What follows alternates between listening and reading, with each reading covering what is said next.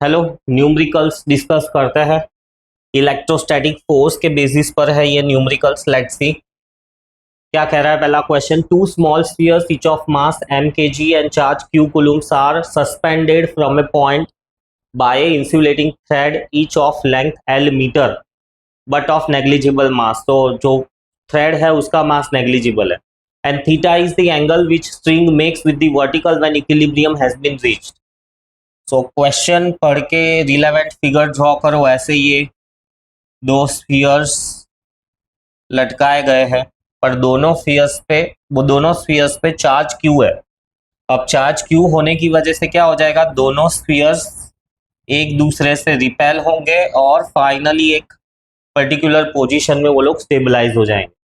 अब let's say ये equilibrium condition है, तो अंदर इक्विलिब्रियम कंडीशन में कौन से फोर्स एक्ट हो रहे हैं वो हम प्लॉट कर देते हैं। सो वेट mg नीचे की तरफ एक्ट होगा, राइट। दोनों पे सेम फोर्स, दोनों पे सेम चार्ज यानी रिपल्सिव फोर्स F इस डायरेक्शन में होगा। स्ट्रिंग में टेंशन T होगा। ये एंगल दिया हुआ है हमको थीटा, राइट। सो इतना हमको दिया हुआ है और उसमें से हमको ये प्रूव करके दिखाना है। तो सिंपल ही है, सारी वेक्टर क्वांटिटी से उसको हॉरिजॉन्टल और वर्टिकल फॉर्मेट में डिवाइड कर दो। तो फोर्स हॉरिजॉन्टल है, वेट वर्टिकल है, उसको डिवाइड करने की जरूरत नहीं है। टी वर्टिकल नहीं है तो उसका वर्टिकल कंपोनेंट ढूंढ लेते हैं हम, टी कॉस थीटा, और उसका horizontal component T sine theta. अब क्योंकि इक्विलिब्रियम कंडीशन में है तो T sine theta is going to balance the F, right, and T cos theta is going to balance the mg। Equilibrium में है इसीलिए, अगर नहीं होता तो फिर ऐसा हम नहीं लिख सकते। और सेम ऐसा इस स्फीयर के लिए भी है। तो या एक स्फीयर को लेके सॉल्व करो या इस वाले स्फीयर को लेके सॉल्व करो, बात तो ये जो कंक्लूजन आना है वो आ ही जाएगा। So let's solve further. F हो जाएगा k q1 q2 और दोनों के बीच का डिस्टेंस, राइट, ये वाला डिस्टेंस, ये दोनों के बीच का डिस्टेंस कितना हो जाएगा, ये लेंथ दी हुई है मुझे l। तो ये जो इतना सा डिस्टेंस है आधा, ये मुझे मिलेगा l साइन थीटा, राइट, और दूसरा आधा भी l साइन थीटा, यानी डिस्टेंस हो जाएगा 2l साइन थीटा उसका स्क्वायर। सॉल्व करते हैं आगे, से हो जाएगा t sine theta k Q square 4l square sine square theta. आधा सॉल्यूशन हो जाने के बाद जस्ट एक बार चेक करो कि वो जो चाहिए वो चीजें आ रही है कि नहीं आ रही, ऐसा। तो ऑलमोस्ट आ रही है। अब इसमें से ये इक्वेशन देखोगे तो इसके अंदर टी नहीं है, टेंशन टी। कहने का मतलब है कि जो डेटा गिवन है उसी के फॉर्मेट में आंसर है। टेंशन टी स्ट्रिंग के अंदर होगा, होगा ही, तो टी हमारा एजम्पशन है। तो फाइनल आंसर में जो हमारा एजम्पशन है वो वाला वेरिएबल नहीं होना चाहिए। सो वो वाला वेरिएबल अगर हमको नहीं चाहिए तो हम क्या करेंगे, क्या मैनिपुलेशंस कर सकते हैं। सो जो मैनिपुलेशन कर सकते हैं उसमें मैं यही कर सकता हूं, डिवाइडिंग बोथ। सो डिवाइड करेंगे तो टी टी कैंसिल हो जाएगा, टेन थीटा आएगा sine upon cos is tan theta k q square by 4l square sine square theta, right, और नीचे आएगा mg। क्यू स्क्वायर को सब्जेक्ट बनाना है, so q square will be equal to 4l square sine square theta mg tan theta, और ये k नीचे जाएगा और k को हम लिखते हैं 1/4 पाई एप्सिलॉन नॉट, तो ऊपर आ जाएगा 4 पाई एप्सिलॉन नॉट। ये आ गया आंसर। सो भले आंसर ऐसा बहुत वो दिख रहा है, बट फोर्सेस, रिजोल्यूशन और जो अज्यूम्ड वेरिएबल है हमारा के टेंशन टी, उसको हमने एलिमिनेट किया। फिर नेक्स्ट आता है 2 point charges are located at 351,132 meters.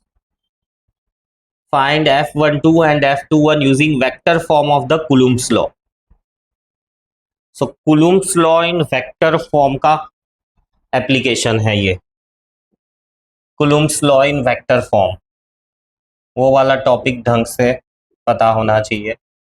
यहाँ पर है Q1 जिसके कोऑर्डिनेट्स दिए हुए हैं 3, 5, 1 और किसी और पोजीशन पे है Q2 जिसके कोऑर्डिनेट्स है 1, 3, 2।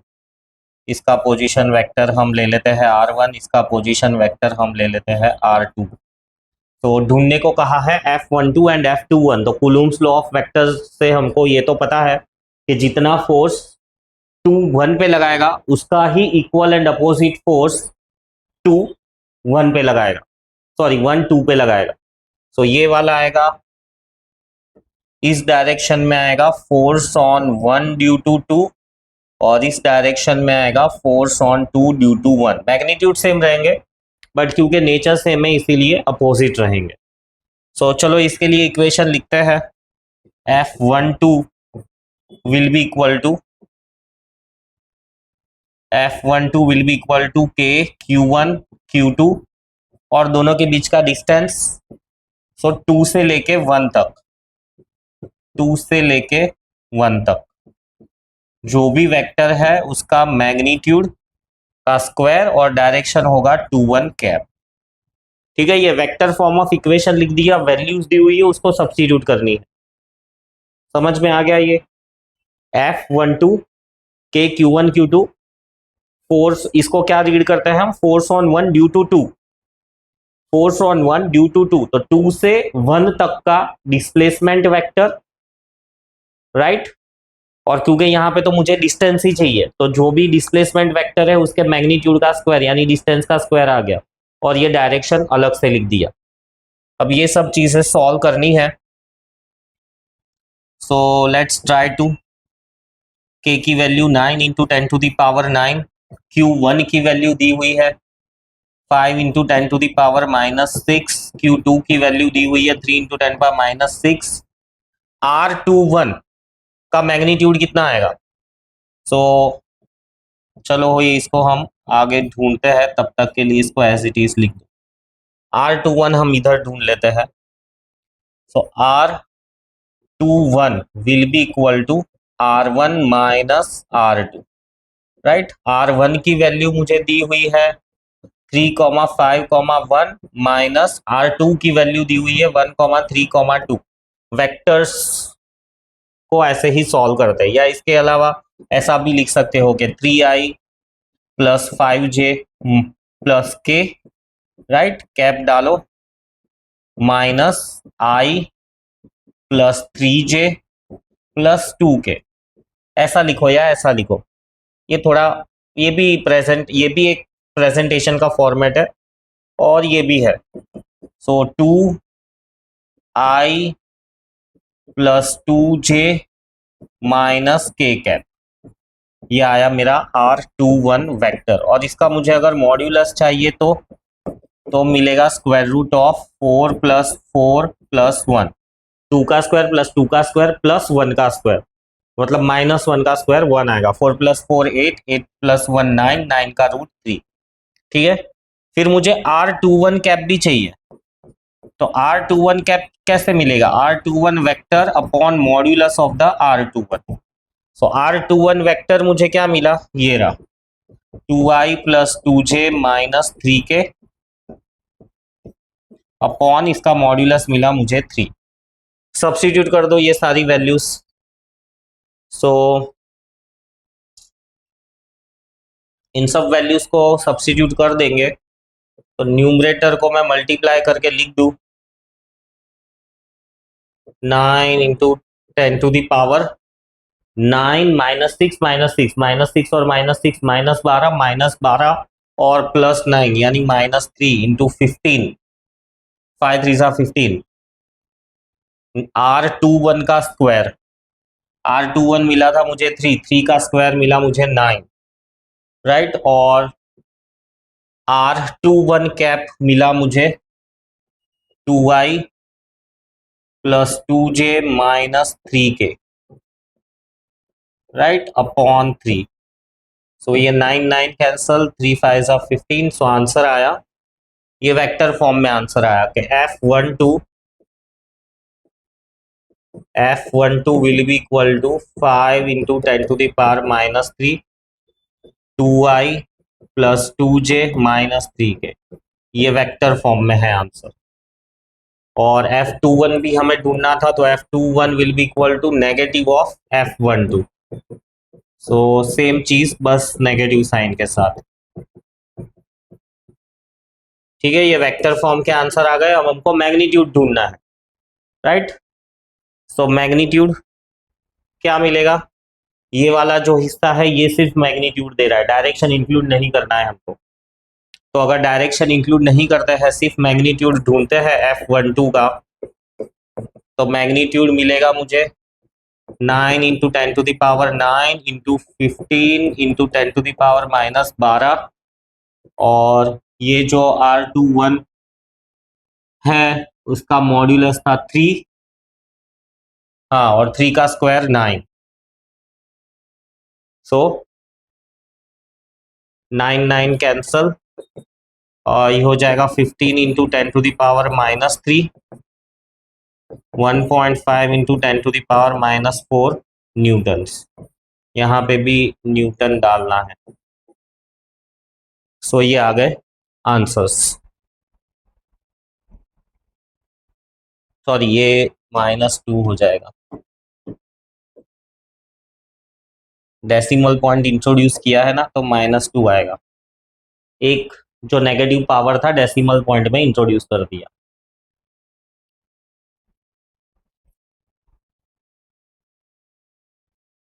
एक बार इसके सॉल्यूशंस देख लिए हैं, फिर देखे बिना इसको खुद करो, या तो पहले खुद अटेम्प्ट करो फिर सॉल्यूशन को देखो।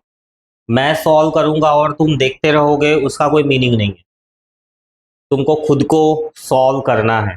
देख लिए 2 सैंपल, खुद ट्राई करो, फिर सॉल्यूशन देख सकते हो कि क्या आ रहा है आंसर।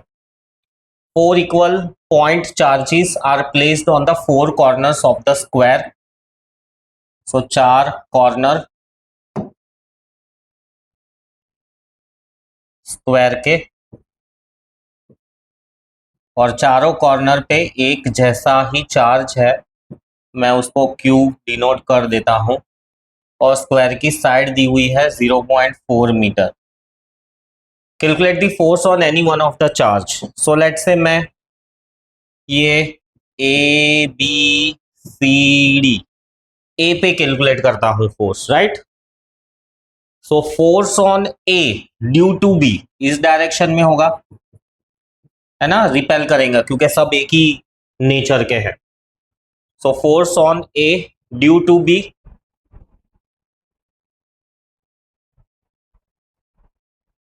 फिर सी की वजह से ऐसा जाएगा, force on A due to C, right, और यहां पर आएगा force on A due to D. So calculate the force on any one of the charges, any one of the charge, S नहीं आएगा, राइट। सो इसको वेक्टरिटिकली सॉल्व करना है। ये दोनों फोर्सेस का मैग्नीट्यूड सेम आएगा क्योंकि दोनों का डिस्टेंस सेम है। ये वाले फोर्स का मैग्नीट्यूड अलग आएगा क्योंकि वहां पर डिस्टेंस कुछ अलग है।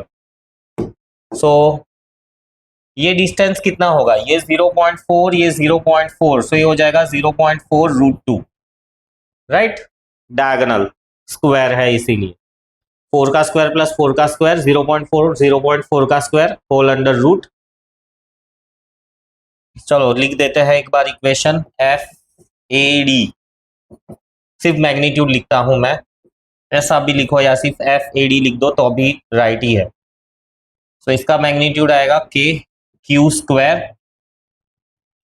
Q1 Q2 दोनों सेम ही इसलिए मैंने Q स्क्वायर लिख दिया, डिस्टेंस का स्क्वायर यानी 0.4 का स्क्वायर, और इतनी ही वैल्यू आएगी FAB की। ये मुझे मैग्नीट्यूड पता चल गया।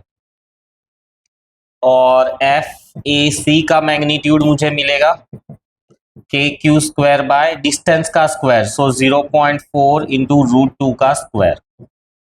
ये सब मुझे मैग्नीट्यूड्स मिल गए। अब डायरेक्शन ये रहे, मुझे तो फोर्स ऑन ए ढूंढना है ना, तो इस फिगर को मैं रीड्रॉ करके वेक्टर रिजोल्यूशन FAB, जो हॉरिजॉन्टल है उसको रहने दो, जो वर्टिकल है उसको भी रहने दो, जो इंक्लाइंड है उसको रिजॉल्व करो। सो क्योंकि ये स्क्वायर है, ये दोनों साइड सेम है, राइट, एंगल 45 होगा, ये वाला एंगल भी 45 ही मिलेगा।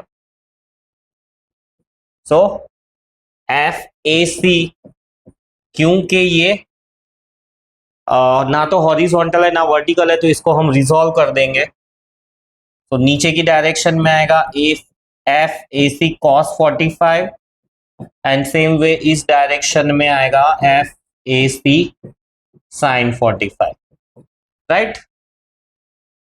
सो दोनों को, ये वर्टिकल हो गया, ये हॉरिजॉन्टल हो गया, ये हॉरिजॉन्टल और ये वर्टिकल, और जो मुझे नेट रिजल्टेंट मिलना है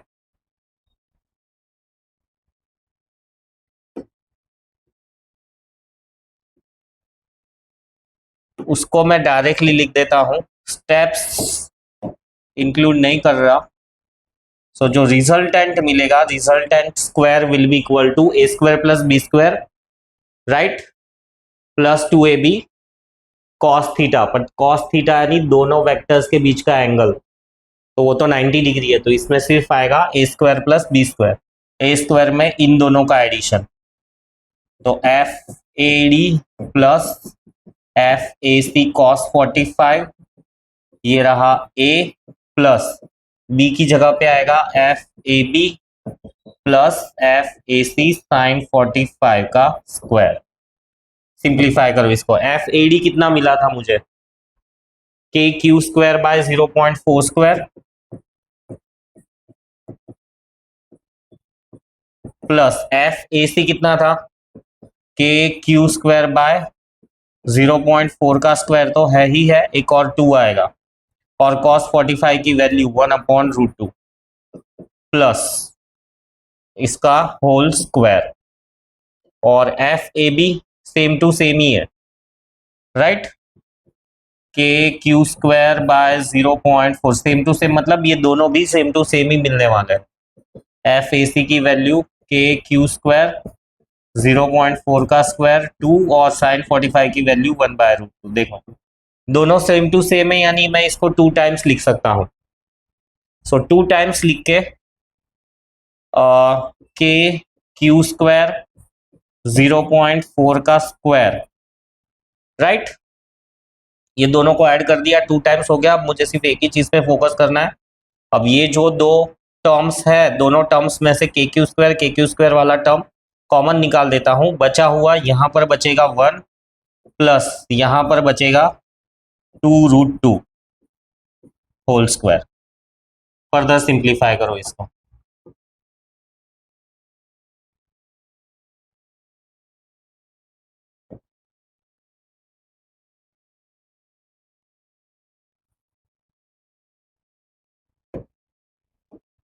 और आगे सिंप्लीफाई करेंगे तो ये हो जाएगा 2, राइट, के क्यू स्क्वायर 0.4 का स्क्वायर, इसको लिखना चाहो तो ऐसे लिख दो। एक बार जो भी वर्किंग किया हुआ है उसको गो थ्रू कर दो, सो दैट सम रॉन्ग ना हो। एफ ए डी की वैल्यू सही यूज की है, एफ ए सी की वैल्यू सही यूज की हुई है, फिर cos 45 1/√2, राइट, ये भी आइडेंटिकल ही मिलेगा। 2 बार है तो 2 टाइम्स लिख दिया, के क्यू स्क्वायर बाय 0.4 कॉमन निकाला तो यहाँ पर 1, यहाँ पर 1/2√2। सो ये आया है, ये आर स्क्वायर है। अब आर स्क्वायर है, मुझे तो आर चाहिए, रिजल्टेंट ही चाहिए किसी एक फोर्स पे। सो ये हो जाएगा √2, 2 का रूट, बाकी तो पूरे के पूरे पे स्क्वायर था, तो स्क्वायर और स्क्वायर कैंसिल हो जाएगा, तो बचा के क्यू स्क्वायर 0.4 का square, right, 2√2 plus 1 divided by 2√2, ये √2 कैंसिल हो जाएगा। के की वैल्यू है 9 इंटू 10⁹9, क्यू की वैल्यू दी हुई है 16 माइक्रो, यानी 16 का स्क्वायर, और माइक्रो यानी 10⁻⁻6, -6 का स्क्वायर यानी -12। पावर में है -6 तो ये मल्टीप्लाई हो जाएगा, डिवाइडेड बाय 0.4 का स्क्वायर 0.16, 0.16 है, सो उसको मैं 16/100 लिख सकता हूँ। और ये √2 तो कैंसिल हो गया, इसको एज इट इज रहने दो, 2√2 + 1 डिवाइडेड बाय 2।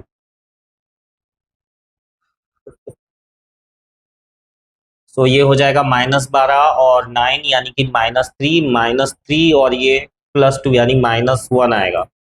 10 के पावर सॉल्व कर दिए, 9 -12 -3 और ये -3 + 2 -1, एक 16 कैंसिल हो जाएगा, बचेगा सिर्फ एक 16 और ये वाला हिस्सा बचा 2√2 + 1/2।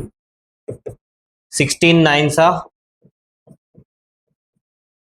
144 into 10 to the power -1, 2√2 + 1 divide by 2, ये हो जाएगा 7.2, 2√2 + 1। चाहो तो ऐसे भी छोड़ो जैसा ऑप्शन दिया हुआ है, और नहीं तो फिर वैल्यू सब्स्टिट्यूट कर दो। √2 की वैल्यू है 1.41, तो 1.41 मल्टीप्लाइड बाय 2 + 1 3.82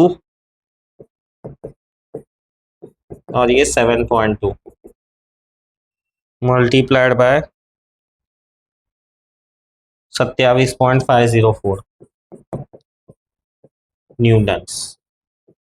और डायरेक्शन क्या देंगे हम, फोर्स ही कैलकुलेट करने के लिए कहा हुआ है, तो डायरेक्शन क्या देंगे 45 डिग्री विथ हॉरिजॉन्टल, राइट, क्योंकि दोनों ही सेम थे तो 45 डिग्री विथ दी हॉरिजॉन्टल या 45 डिग्री विथ वर्टिकल हॉरिजॉन्टल। तो ये है आंसर।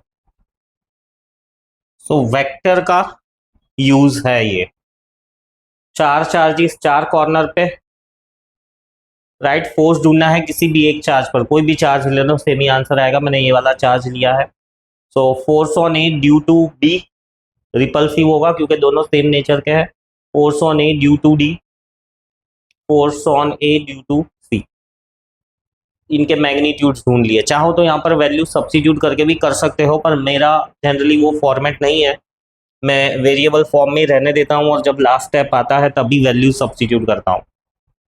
सो मैग्नीट्यूड्स की मुझे ज़रूरत पड़ती ही पड़ती, राइट, जो हॉरिजॉन्टल या वर्टिकल नहीं था उसको मैंने रिजॉल्व कर दिया, तो AC sin 45 AC cos 45।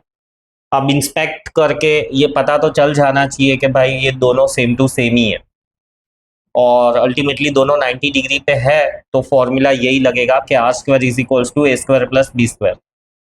वो +2AB cos थीटा वाला फॉर्मूला नहीं लगेगा क्योंकि cos 90 तो 0 होता है। सो A² ये रहा A, ये रहा B, उनकी वैल्यू सब्स्टिट्यूट की क्योंकि दोनों ही सेम थे 2 टाइम्स, राइट, फिर कॉमन निकाला और जो भी वैल्यूज है रखी, and finally we get the answer. फिर नेक्स्ट अगेन वेक्टर का ही perfect use, equal charges each of 20 microcoulomb, हर 20-20 माइक्रोकुलम का ही है चार्ज। तो फिर से डायग्राम ड्रॉ कर लो, 0 पे है, 2 पे है, 4 पे है, 6 पे नहीं है, और 8 पे है, और फिर डायरेक्टली 16 पे आता है on x axis. Find the force experienced by the charge at the 2, तो यहाँ पर जो चार्ज होगा उस पर कितना फोर्स लगेगा। सो 0 पे भी है, BCDE है ना, तो B पे कितना फोर्स लगेगा। सो B पे इस डायरेक्शन में लगेगा force on B due to A, है ना, क्योंकि सब सेम नेचर के है, रिपल्सिव फोर्स लगेगा। और C की वजह से आएगा इस डायरेक्शन में, so force on B due to C भी इस डायरेक्शन में, फिर force on B due to D भी इसी डायरेक्शन में, फिर force on B due to E भी इसी डायरेक्शन, है ना, रिपल्सिव ही लगेंगे फोर्सेस। तो force on B due to everyone, ये मैंने प्लॉट कर दिया। So find the force. तो नेट फोर्स कैसे मिलेगा? नेट फोर्स मिलेगा मुझे एफ बी ए, राइट। ये तीनों डोमिनेट करेंगे तो this minus this, so F B E plus F B D plus F B C minus F B. Vector लिखने की जरूरत नहीं है क्योंकि देख के ही हमको पता चल रहा है कि वो along the negative x axis आने वाला है, तो हम मैग्नीट्यूड ढूंढ लेंगे और डायरेक्शन के लिए फिर आंसर में लिख देंगे टूवर्ड्स नेगेटिव एक्स एक्सिस। सो सॉल्व करते हैं इसको। बी ई कितना आएगा? बी ई, तो 16 माइनस 2 यानी 8, 8 डिस्टेंस है यानी 8 स्क्वायर, और के Q1 Q2 दोनों सेम है तो k q square by r square plus F B D, तो इसमें डिस्टेंस आएगा 6, 6 का स्क्वायर और सेंटीमीटर में है, ध्यान रखो। सो इसको मीटर में कन्वर्ट करना पड़ेगा। सो मीटर में कन्वर्ट करने के लिए हम क्या करेंगे? Divide by 100, right. So 8 divide by 100 square है यानी 100 इंटू 100 यानी 10 टू दी पावर 4 सब में मल्टीप्लाई होगा, सेंटीमीटर का मीटर कन्वर्जन। फिर ये कौन सा था? बी डी कैलकुलेट कर रहे थे ना, तो इसमें भी के क्यू स्क्वायर तो कॉमन ही आएगा और बी सी में भी के क्यू स्क्वायर तो कॉमन ही आएगा। बी सी के बीच का डिस्टेंस है 2, 10 टू दी पावर 4, और B A k q square into 10 to the power 4, B A के बीच में डिस्टेंस भी 2 ही है, सो 2 स्क्वायर। तो ये दोनों सेम है, कैंसल आउट हो गए, बचा ये।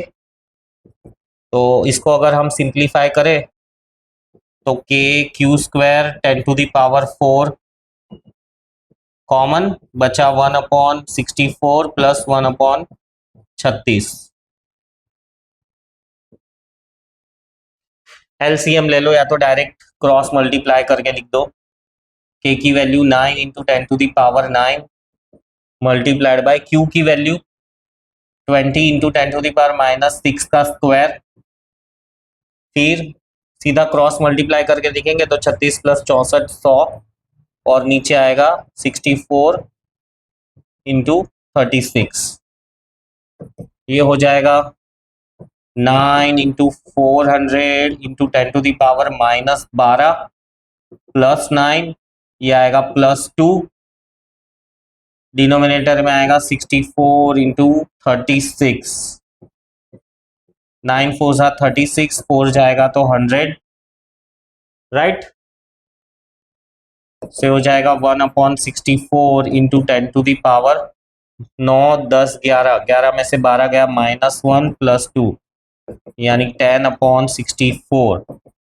10/64 को डिवाइड करूँ तो 0.15625 Newton's along negative x axis, ऐसा लिखो, या तो ऐसा भी लिख सकते हो 0.15625 वेक्टर फॉर्म में न्यूटन्स, न्यूटन को बाद में लिखो और नेगेटिव आई है ना तो -I न्यूटन्स।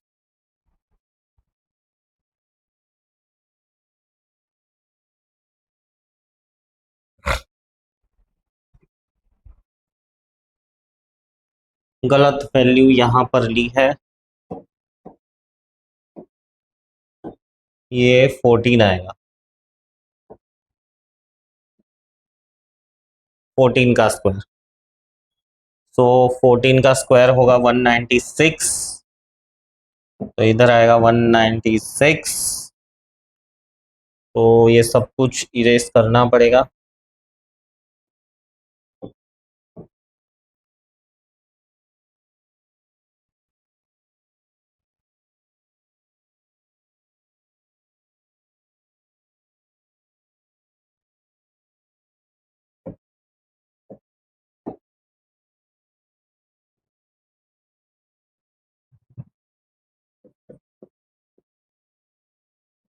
चलो वैल्यूज रख के ही सॉल्व करते हैं। 9 into 10 to the power 9, Q का स्क्वायर हो जाएगा 20 इंटू 10 टू पावर -6 का स्क्वायर इंटू 10⁴, 196 क्रॉस मल्टीप्लाई ही कर देते हैं, 196 plus 36,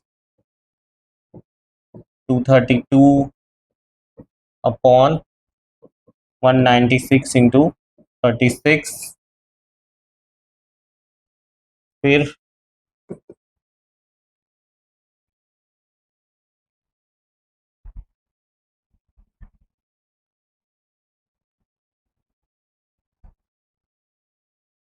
9 into 400 into 10⁻⁻12 plus 9 plus 4,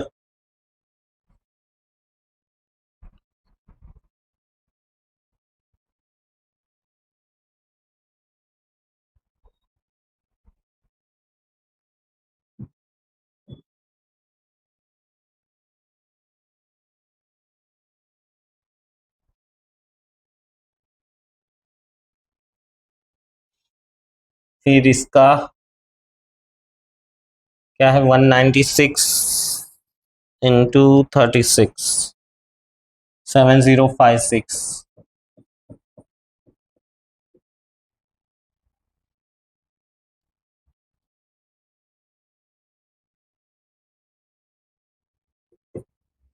सो 9 इंटू 4 इंटू इसका डिवीजन आ रहा है 0.0328 into 10⁻, 9 plus 4 13, 13 minus 12 will be 1, और ये 2 0 यानी 3, 9 4 ज़ा 36, सो 1.18 इंटू 10⁻³ माइनस आई कैप न्यूटन्स, ये आंसर है।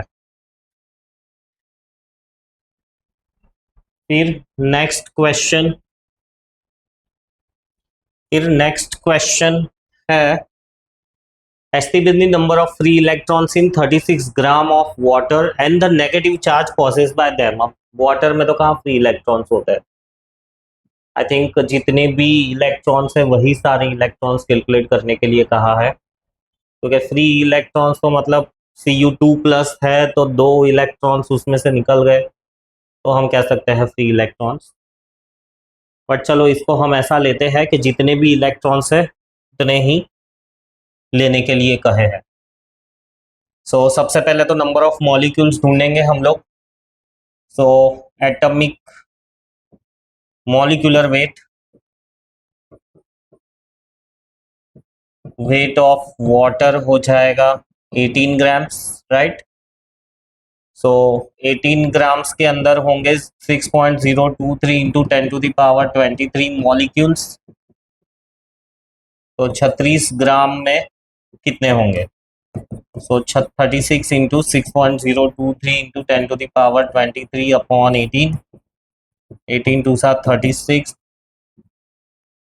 0 12 इंटू 10⁻23 मॉलिक्यूल्स, इतने मॉलिक्यूल्स हैं। अब हर मॉलिक्यूल में इलेक्ट्रॉन्स कितने हैं, each molecule of H2O has, hydrogen के पास एक इलेक्ट्रॉन होता है, राइट, 2 हाइड्रोजन है तो 2 इलेक्ट्रॉन हो गए, और ऑक्सीजन के पास कितने होंगे, आउटर मोस्ट ऑर्बिट वाले लेने हैं, जो भी इलेक्ट्रॉन्स है आउटर मोस्ट ऑर्बिट वाले इलेक्ट्रॉन्स लेने हैं। हाँ, फ्री इलेक्ट्रॉन्स का है ना, तो आउटर मोस्ट ऑर्बिट के इलेक्ट्रॉन्स, जो कि नॉट आउटर मोस्ट ऑर्बिट के, सारे ही लेने हैं, सारे ही लेने हैं। तो हाइड्रोजन के 2 इलेक्ट्रॉन्स और ऑक्सीजन का एटॉमिक नंबर है 8 electron, so each molecule has 10 electrons, so therefore total electrons कितने हो जाएंगे, ये जितने भी मॉलिक्यूल्स है multiplied by 10, so 12.046 into 10⁻23 multiplied by 10, इतने नंबर ऑफ इलेक्ट्रॉन्स हो गए। और अब हमको ढूंढना है total number of free electrons, ये तुम्हारा आंसर है, 10⁻24 डाल दो, और एक डेसिमल पॉइंट शिफ्ट करना है तो वो 10⁻25 हो जाएगा, ये हो जाएगा 1.2 इंटू 10⁻25 इतने फ्री इलेक्ट्रॉन्स है, total free electrons. And total charge हो जाएगा 1.2 इंटू 10⁻24 इंटू 1.6 इन 10⁻19। तो मल्टीप्लाई करो,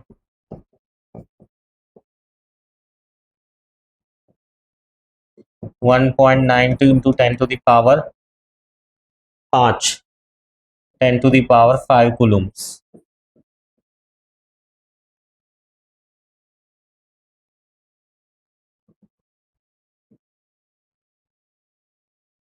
1.92 into 10⁻5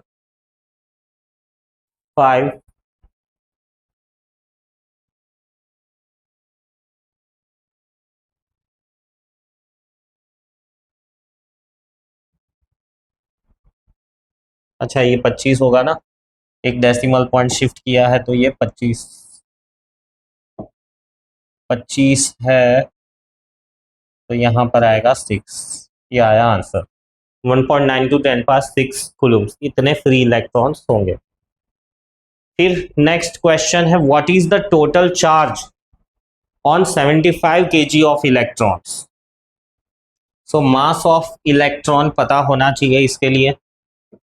mass of one electron is 9.1 into 10⁻31 kg। So what is the total charge on 75 kg of electrons? So एक electron है तो उसका मास है 9.1 इंटू 10⁻31 kg, और अगर 75 kg इलेक्ट्रॉन्स है तो 75 kg मास है तो इलेक्ट्रॉन्स कितने हो जाएंगे। सो 75,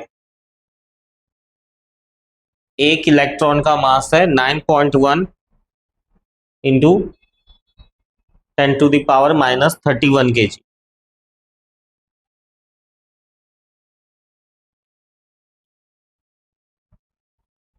सो 75 kg के अंदर कितने इलेक्ट्रॉन्स होंगे। सो 75 kg डिवाइडेड बाय 9.1 इंटू 10⁻31, तो ये हो जाएगा 75/9 इंटू 10⁻31, राइट। फिर 25 3 ज़ा 3 3 ज़ा, ये हो गया नंबर ऑफ इलेक्ट्रॉन्स, और फिर इसके बाद में टोटल चार्ज कितना हो जाएगा। टोटल चार्ज 25/3 इंटू 10⁻31, और हर इलेक्ट्रॉन पे है 1.6 इन 10⁻19। सो इसको राउंड ऑफ करके 0.5 ले लो, 5 3 15, 25 इंटू 25 125, 12.5 इंटू 10⁻31 और 19 12, सो 10⁻12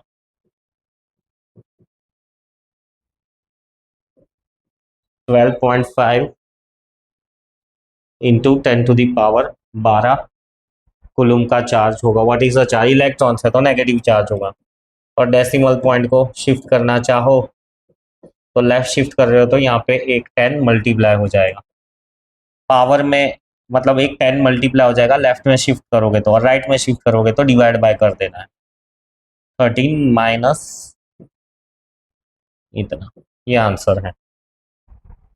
फिर नेक्स्ट क्वेश्चन,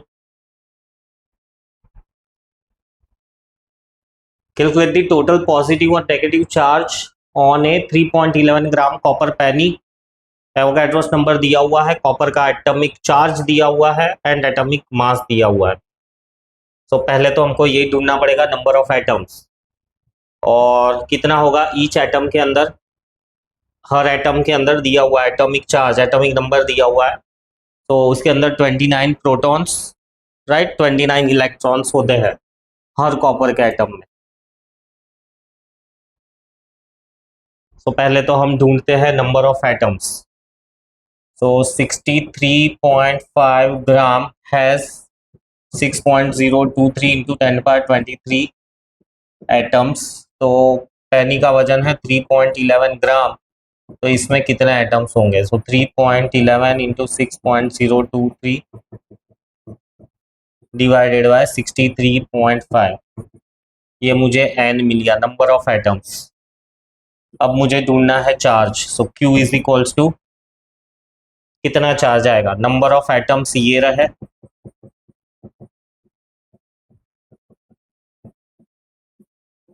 और हर एटम के अंदर कितना है? क्या पूछा है? कैलकुलेट टोटल पॉजिटिव और टोटल नेगेटिव चार्ज। सो हर एटम में टोटल पॉजिटिव और टोटल नेगेटिव, उसके पास 29, उसका एटॉमिक नंबर है ना, तो 29 प्रोटॉन्स होंगे या 29 इलेक्ट्रॉन्स होंगे। So number of atoms, each atom के 29 इलेक्ट्रॉन्स, और हर इलेक्ट्रॉन का या प्रोटॉन का 1.6 10⁻⁹। सो ये प्लस और माइनस ऐड कर दो, क्योंकि इतना पॉजिटिव चार्ज भी होगा कॉपर के पास, क्योंकि number of protons and electrons same होता है। अब इसको सिंप्लीफाई कर दो, 3.11 6.023, राउंड ऑफ करके भी कर सकते हो, प्रीवियस लेक्चर्स में मैंने सिखाया हुआ है राउंड ऑफ टेक्निक, इसमें भी करके हम देख लेते हैं। चलो राउंड ऑफ कैसे काम करता है। इधर आता है 866.348 divided by 63.5 into 10⁻⁴ so 63.5 13.64 into 10⁻⁴ 1.364 into 10⁻⁵ Coulomb's, इतना चार्ज होगा, इतना चार्ज होगा हर एक एटम, हर एक एटम पे नहीं, इतनी पैनी के अंदर। ये जो पैनी, पैनी मतलब एक छोटा सा सिक्का। अब इसी चीज को राउंड ऑफ करके करना चाहे तो यहां से देखो, इस स्टेप से। सो 3.11 को मैं 3 ले लेता हूँ, 6 ले लेता हूँ, 29 को मैं ले लेता हूँ, 31.6 को ले लेता हूँ मैं 2, या 1.5 रहने दो, जैसा ठीक लगे। 63 को, चलो इसको 1.6 था ना, तो उसको 16/10 लिखते हैं, और 63.5 है तो उसको 64 लिख देते हैं, ये कैंसिल हो जाएगा 4 जा, और पावर तो मुझे 4 मिलने ही वाला है। अब देखो, 2 2 सा 4, 3 2 सा 6, 15 2 सा 30, 15 3 सा 45, 45 3 सा 135, so 135 divided by 10, so 13.5 into 10⁴, 1.35 into 10⁵, same he answer आ रहा है। सो राउंडिंग ऑफ भी ढंग से वर्क करता है। इससे आगे के न्यूमेरिकल्स हम नेक्स्ट लेक्चर में देखेंगे, तब तक ये प्रैक्टिस करो, रिवाइज करो। Bye bye.